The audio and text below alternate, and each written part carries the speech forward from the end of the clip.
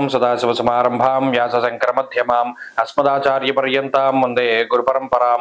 జ్యోతిషశాస్త్రాన్ని భావితరాల వారికి ప్రసాదించిన ఋషుల యొక్క పాదపద్మాలకి నమస్కారం చేసుకుంటూ, అలాగే నాకు ఈ జ్యోతిష విద్యను నేర్పిన గురువర్యులు జ్యోతిష బ్రహ్మ కీర్తిశేషులు శ్రీ ఏరంకి సూర్యనారాయణమూర్తి గారు, సూర్యశ్రీ దైవజ్ఞ గారి యొక్క పాదపద్మాలకి నమస్కారం చేసుకుంటూ, ఓం శ్రీ మహాగణాధిపతి నమః, శ్రీ గురుభ్యో నమః, హరి ఓం. వీక్షకులందరికీ నమస్కారం. వృశ్చిక రాశి వారికి ఈ వారం మిశ్రమమైనటువంటి గ్రహస్థితి గోచరిస్తూ ఉన్నది.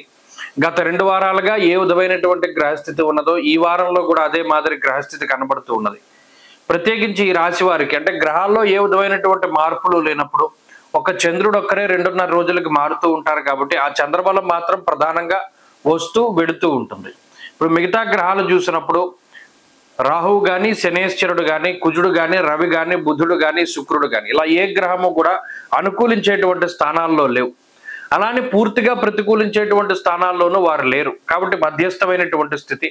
అయితే గ్రహాల యొక్క అనుకూలితలో మనం ఏ గ్రహం అనుకూలంగా లేదనే చెప్తాం. అంటే 9 గ్రహాలు అనుకూలంగా లేవు, ఇక్కడ ప్రతికూలం అన్న మాట మాట్లాడాల. కొన్ని ప్రతికూలమైనటువంటి స్థితులు అష్టమ రవిని దాటారు. అలాగే అష్టమ గురుని యొక్క దోషము, అర్ధాష్టమ రాహు యొక్క దోషం ఇవి ఉన్నాయి. కాబట్టి గోచారంలో 100కి 70 మార్కులు జాతకం అయితే 30 మార్కులు గోచారం. 30కి 30 కూడా అసలు ఏమీ లేవు. కాబట్టి జాతకం మీద మాత్రమే ఆధారపడి వెళ్ళాలి. అందుకనే వృశ్చిక రాశి వారికి ఇప్పుడు కాదు గత 2 వారాలుగా కూడా వార ఫలితాలు చెప్తూ ఉన్నప్పుడు గోచారమందు బలము లేదు, జాతకంలో బలం ఉంటేనే ముందుకు వెళ్ళగలుగుతారు. అలాగే జాతకంలో దశాంతర దశలు యోగిస్తే గోచారంలో ఉన్నటువంటి నెగిటివిటీని కూడా దాటగలుగుతారు అని పదే పదే చెప్తూ వస్తున్నాం. అలాగే గ్రహస్థితి అనుకూలించినప్పుడు ఏ పని చేసినా దానిలో ఆలస్యం అవుతూ ఉండడం, అలాగే ఏది కూడా ముందుకు సాగకపోవడం. ఒక ఇల్లు కొనుక్కోవాలి, ఒక కారు కొనుక్కోవాలి, ఒక ఉద్యోగం మారాలి, లేదా అసలు ఉద్యోగం సంపాదించుకోవాలి, లేదా పెళ్లి చేసుకోవాలి, లేదా సంతానం కలగాలి, ఇలా ఏవైతే ఒక మనిషికి సంబంధించినటువంటి కోరికలు ఉంటాయో వాటిలో చాలా జాప్యం జరుగుతూ ఉంటుంది. అలాగే ఎంత తక్కువ స్థాయికి వెళ్ళి వెతికినా కూడా వీరికి సంబంధించి పోన్లే అడ్జస్ట్ అవుదాం, దీనిలో మనం ముందుకు వెళదాం అనుకునేటువంటి పరిస్థితులు కూడా ఏమీ ఉండవు.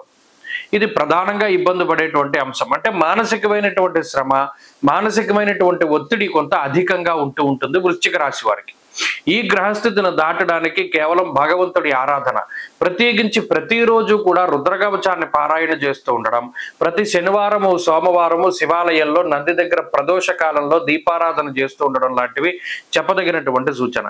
ఈ వారంలో ప్రత్యేకించి కలిసి వచ్చేటువంటి రోజు సోమవారంగా చెప్పవచ్చును. అదృష్ట సంఖ్య 2, అదృష్ట వర్ణము తెలుపు. తదుపరి ధనురాశి.